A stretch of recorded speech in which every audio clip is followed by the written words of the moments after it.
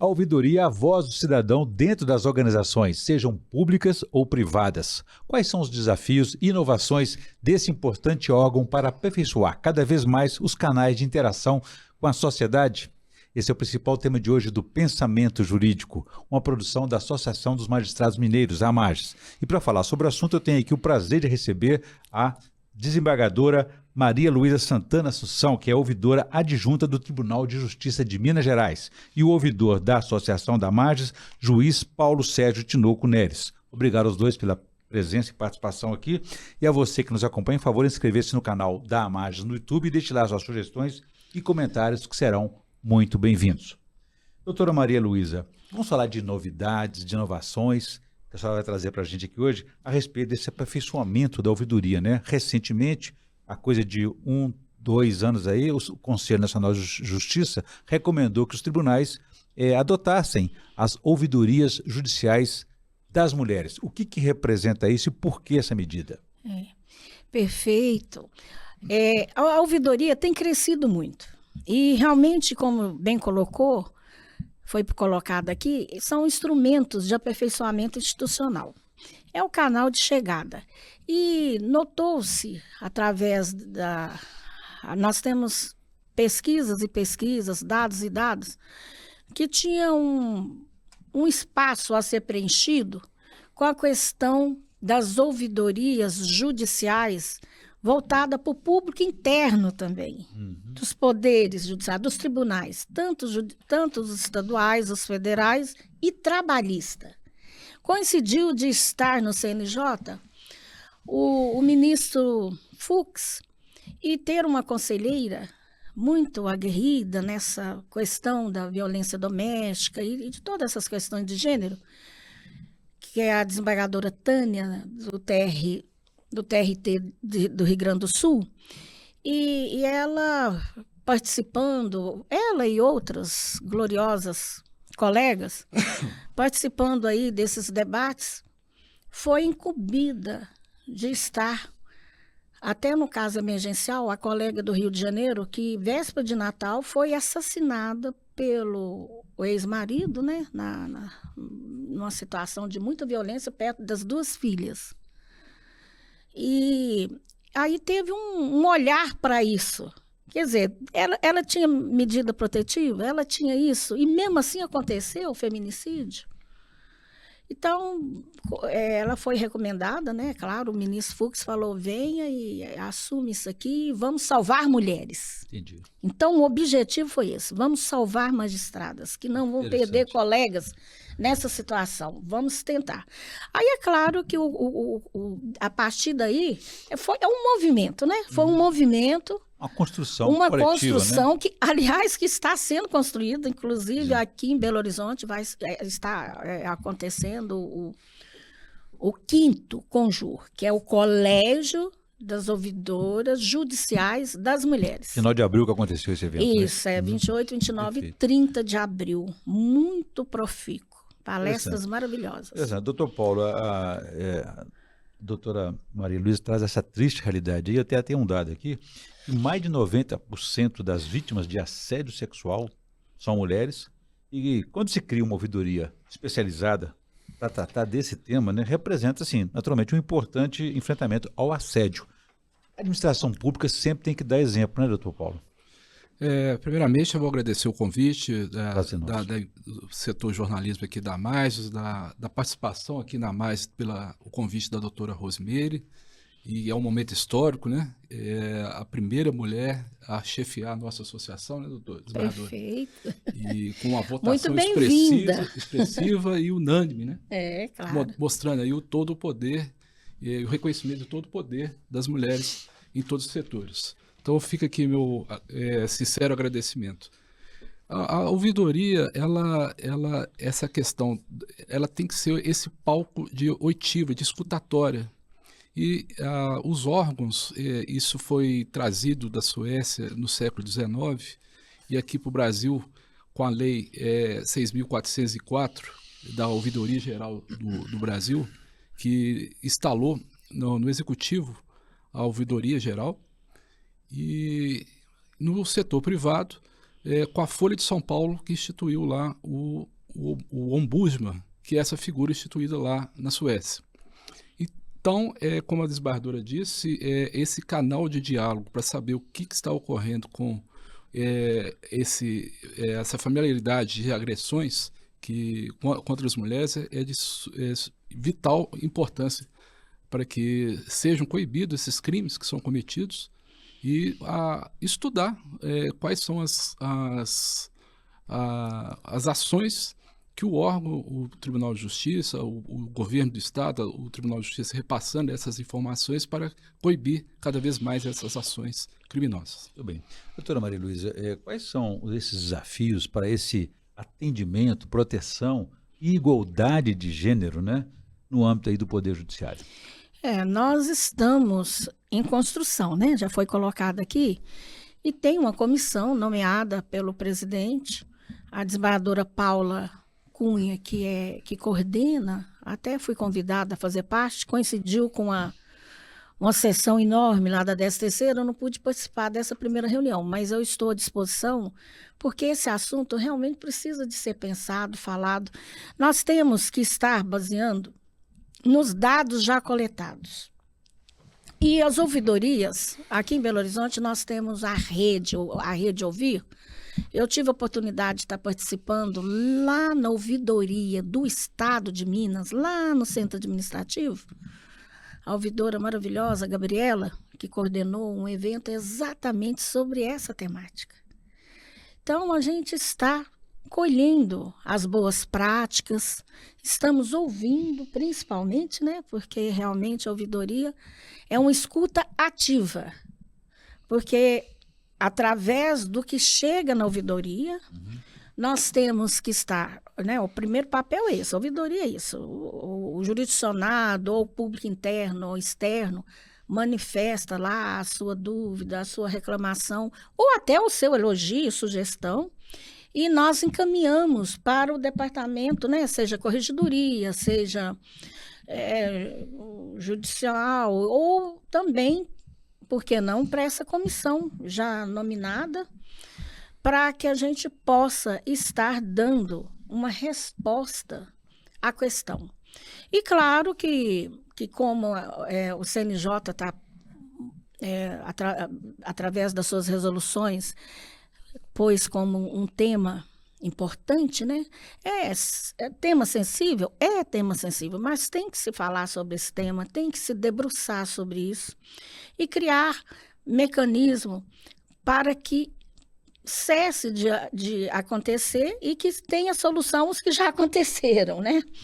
De forma a estar criando espaços, como bem disse o ministro Fux, de salvar mesmo, né? Porque nem sempre é a morte através da ação, da agressão física. Pode ser também a morte psicológica, que leva a uma depressão, etc. Que é mais cruel, né, Desbardo? Pois é, a lei, né, Maria da Penha, traz todo esse norte, né? Todo esse norte de agressões que devem ser evitadas e combatidas. Cessar né? a escalada de Claro, violência, né? claro. De E claro que nós estamos ouvindo, olhando.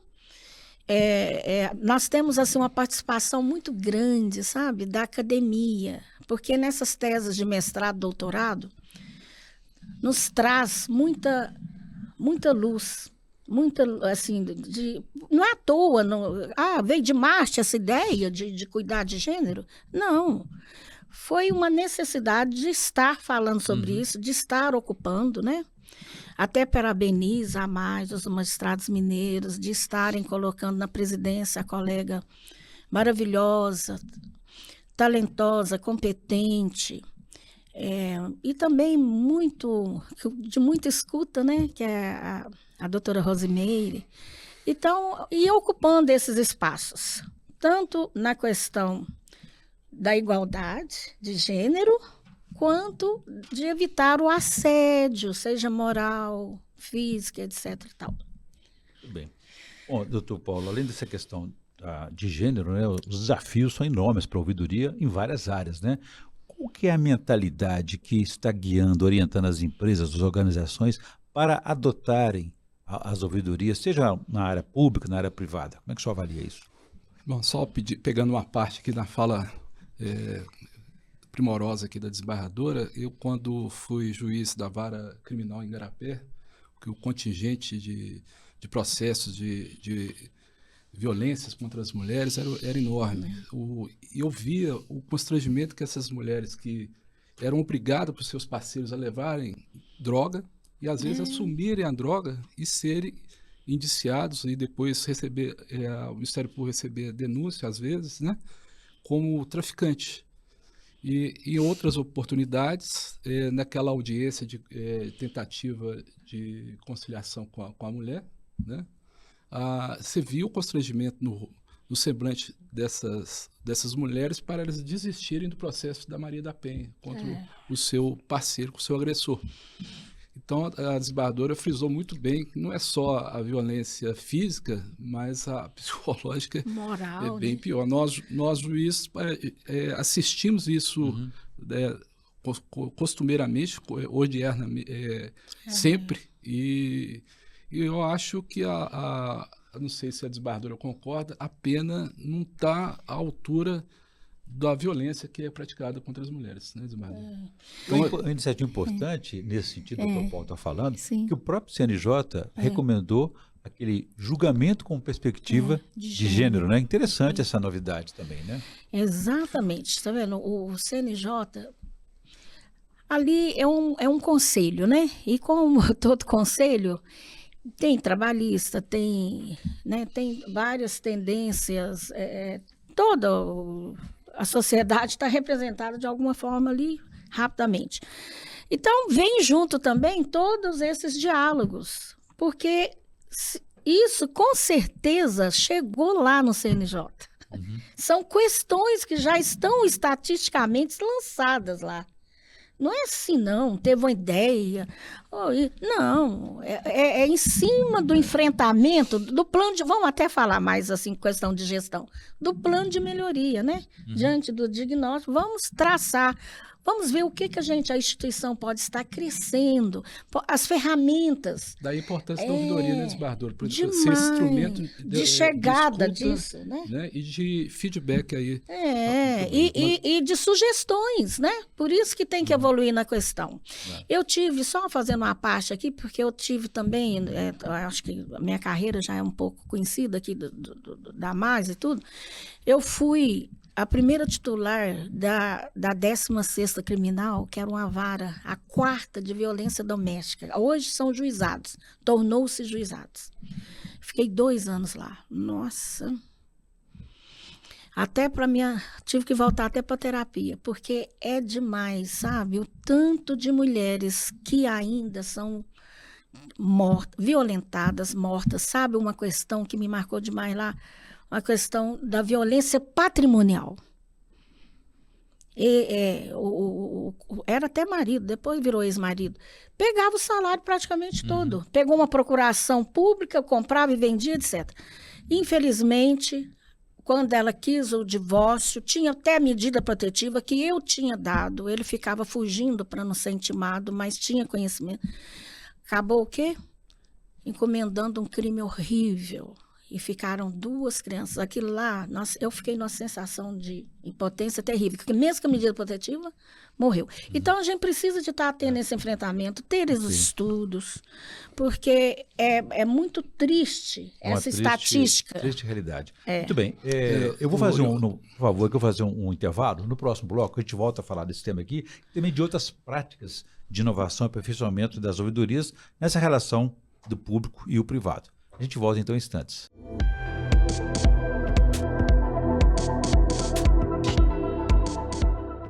Estamos de volta com o Pensamento Jurídico, hoje debatendo o importante papel das ouvidorias nas organizações públicas e privadas. Os nossos entrevistados são a ouvidora adjunta do Tribunal de Justiça de Minas Gerais, desembargadora Maria Luísa Santana Assunção, e o ouvidor da AMAS, juiz Paulo Sérgio Tinoco Neves. Doutor Paulo, deixei uma questão no bloco anterior para o senhor a respeito, então, desse aperfeiçoamento que representa essa ouvidoria nas organizações.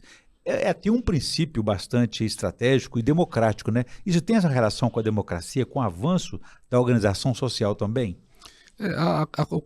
As ouvidorias foram previstas na Constituição Federal no artigo 37, parágrafo 3º. No âmbito do Executivo, a Lei 8.490 determinou que fosse instalada a ouvidoria nacional após a Constituição. Então, a ouvidoria é esse canal democrático e que foi criado para resolver os problemas dos cidadãos no Executivo. A figura como já disse anteriormente, do ombudsman, né? Então, no Judiciário, a implantação veio com a emenda constitucional número 5, com a criação do CNJ, para verificar, fiscalizar e dar sugestões de como deve ser gerido o Poder Judiciário. Então, essa questão, ela sempre, depois da Constituição Federal, ganhou maiores realces e os tribunais de justiça, como na pessoa aqui da desembargadora Santana, já há muito tempo está sendo implantado. Uhum. E aqui também na Mais há muito tempo que se tem a ouvidoria. Muito bem. Doutora Maria Luísa, queria que o senhor falasse sobre o impacto da tecnologia, tanto no trabalho da ouvidoria como também na atuação do judiciário, porque é preciso dar transparência, mas também precisa ter cuidado, segurança com esses dados. Perfeito, perfeito. Todos os congressos que eu tenho participado, e a ouvidoria está enorme, né? Está sempre debatendo, esse tema está assim, bem sendo estudado mesmo, falado. Por quê? Nós temos que manter a confidencialidade, né? A discrição, etc. e tal. Mas também temos que estar aplicando as tecnologias até como aprimoramento institucional. E temos que tomar o maior cuidado, que é legislado, o cuidado com os dados que são colhidos junto à ouvidoria. Então, tem que ser um trabalho conjunto. Não é só de nós, ouvidores, mas também dos funcionários e de todos os especialistas, experts,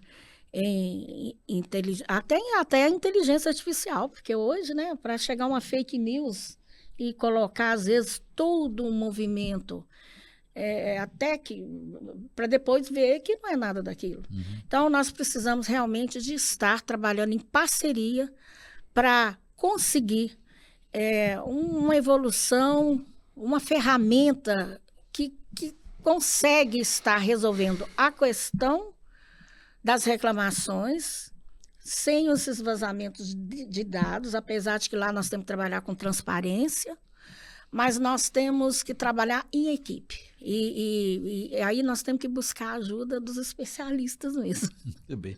Doutor Paulo, um aspecto que me parece ser muito importante para o êxito de uma ouvidoria e de um ouvidor, de uma ouvidora, é a independência de atuação. Como é que o senhor acha que deve ser essa relação da ouvidoria com as organizações e com as chefias delas? Não há um perfil exato, um requisito específico para ser ouvidor. O nosso ex-ouvidor aqui da Mais, o doutor Auro, né, ele salientou bem isso. O ouvidor tem que ser um servidor, estar pronto para receber as reclamações com presteza, com agilidade, porque a ouvidoria ela é um canal democrático. E esse canal democrático visa o aperfeiçoamento das organizações. Nós temos os dois tipos de ouvidorias, né, que é a pública e a privada. A pública, como já disse, foi instituída lá pela Lei 8.490, aqui no Brasil, em 92, a ouvidoria geral. Depois o CNJ incentivou a criação de ouvidorias no Tribunal de Justiça. E a privada, como nós sabemos, com a criação do Código de Defesa do Consumidor, a ouvidoria como a última instância após o cidadão, o consumidor, fazer aquela reclamação no serviço de atendimento ao consumo. Então, essa segurança do usuário da ouvidoria tem que ter a questão sigilosa, a manutenção da manutenção sigilosa, e também o retorno, o feedback da própria ouvidoria aquele cidadão, aquele reclamante. E essa questão nós vimos claramente na elaboração do Código Civil, que tirou aquela percepção que o Código Civil anterior tinha de sujeito de direito para considerar a construção do conceito de pessoa. Então, as singularidades do cidadão, do reclamante e da própria instituição devem ser consideradas por uma melhor prestação desse próprio serviço da ouvidoria. Muito bem. Doutora Maria Luísa, com certeza o cidadão ganha, o consumidor ganha, Claro. a organização também ganha, quer dizer, uma relação ganha-ganha. Como é que é a relação do judiciário com o cidadão nesse sentido? A gente sabe que culturalmente havia aquele distanciamento, né? Mas também existem muitas críticas, mas ao mesmo tempo existe muita confiança no trabalho do judiciário. Claro. O ouvidor, antes de mais nada, tem que ser aquela pessoa com autonomia para estar conduzindo na medida que vão chegando as demandas e que também tenha acesso à alta direção, porque muitas das demandas e sugestões vão estar nos planos de melhoria, ou às vezes até de intervenção urgentes nas instituições, e tem que ser através da alta direção. E claro que que eu sou ouvidora do TJ, adjunta do TJMG, lá nós temos o ouvidor, que é geral, que é o desembargador José Américo, eu sou a adjunta, e a ouvidora da mulher, que coincide, que é a coordenadora também da CONCIV, que é a desembargadora Evangelina. Então, nós três trabalhamos nesse sentido de estarmos, na medida do possível, compartilhando os inúmeros papéis, assim, né, assim, demandas vindo na ouvidoria. E claro que nós temos o maior respeito. Sabe, assim, do último congresso que eu estive lá em Recife, a palavra que me veio aqui agora chama o ouvidor, que tem toda uma estrutura. Quando chega, ele falou muito bem, nós somos a segunda instância. Chega primeiro lá. Aí lembro uma palestra que teve lá, que eles falaram assim, olha, lá nós recebemos, acho que até lá, ouvidor de Brasília, nós recebemos por telefone, aqui também, viu? No TJ a gente recebe reclamação por telefone, por castinha, por bilhete, principalmente quando vai em presídio, né?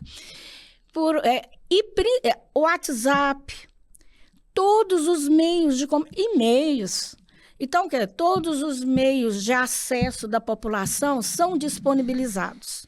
Porque, como bem ressaltou o nosso ouvidor da Mais, nosso colega aqui, a ouvidoria é um espaço de cidadania e democracia. E, sendo assim, tem que trabalhar com empatia. Aqueles primeiros que chegam, aquela escuta respeitosa. Tem que, se quer ser presencial, a gente organiza os horários. O importante é ter empatia, né? Colocar-se naquele primeiro momento, não julgar, sabe? Não julgar isso, aquilo naquele primeiro momento. Encaminhar, ouvir atentamente, respeitosamente e encaminhar. Então, a ouvidoria é tudo isso, é o espaço de cidadania muito democrático das instituições. Paulo, eu queria que você falasse também sobre a importância das práticas de boas governanças, né? Porque quando a área privada falha, vai bater lá no judiciário, aumentando aquela carga processual conhecida, quer dizer, aumentando a produtividade do judiciário, ao mesmo tempo dando mais responsabilidades. Ou seja, a área pública sempre tentando consertar o que está errado na área privada. Como eu disse, a figura do ombudsman foi criada lá na Suécia, no século XIX, e a governança, o que é? A instituição de princípios, de valores que serão repassados depois para os gestores, de como aquela organização, aquela empresa deve ser organizada. Só orientação mesmo, né? Orientação. A gestão, a execução é do gestor. Do gestor. A forma, o motivo, os princípios é que podem ser elaborados por essas práticas, esse setor de governança. E nós, pegando o gancho aqui da questão da empatia, do termo empatia, dito pela desembargadora, nós estamos num momento histórico, né, desembargadora?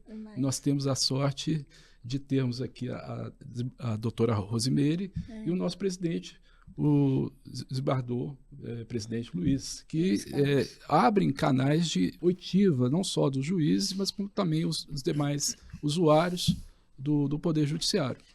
Então, essa prática de governança tem que se frisar que não é mesmo que gestão. É a constante feitura de assembleias, de reuniões, para colher princípios, o modus operandi daquela empresa, daquela organização. E o que está sendo feito odiernamente, tanto pelo tribunal quanto aqui na MAGES, pelos seus dirigentes. Bem, doutora Maria Luísa, nós estamos na reta final do nosso programa aqui. Eu gostaria de ouvir quais foram os resultados desse importante encontro que a senhora participou, até internacional, lá em Recife.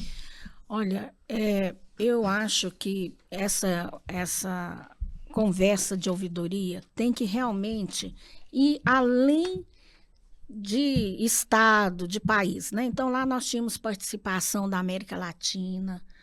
E eu acho assim tão importante a gente ouvir, por exemplo, houve um lançamento de um livro lá, depois até da mesa que eu participei. O que era? Sobre a ouvidoria do SUS. Tinha uma ouvidora do SUS lá na mesa. Sistema Único de Saúde.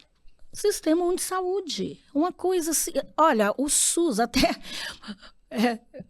lembrando as falas dela, né, que eu estava lá como moderadora, ela começou falando, gente, o SUS é ótimo. Claro, né? Ela é ouvidora, quer dizer, apesar dos aprimoramentos, das falhas que ainda tem, é o maior sistema de saúde universal. Então, quer dizer, nós temos aqui a Mais Saúde, que nos acolhe, que nos atende tudo, mas essa do SUS, eu fiquei encantada, teve o lançamento do livro, etc. Então, quer dizer, são trocas de experiências de vários setores. Isso é muito importante e enriquecedor. Muito bem. Bom, eu conversei aqui com a desembargadora Maria Luísa Santana Assunção, que é ouvidora adjunta do Tribunal de Justiça de Minas Gerais, e com o juiz Paulo Sérgio Tinoco Neres, que é ouvidor da MAGES. Discutimos aqui sobre a importância do aperfeiçoamento dos canais de interação com a sociedade por meio da ouvidoria. Obrigado aos dois pela participação, prazer recebê-los aqui. E você que pode ver e rever esse programa no canal da MAGES no YouTube, nas redes sociais, e deixe lá suas sugestões e comentários que serão muito bem-vindos. Ficamos por aqui, obrigado e até a próxima.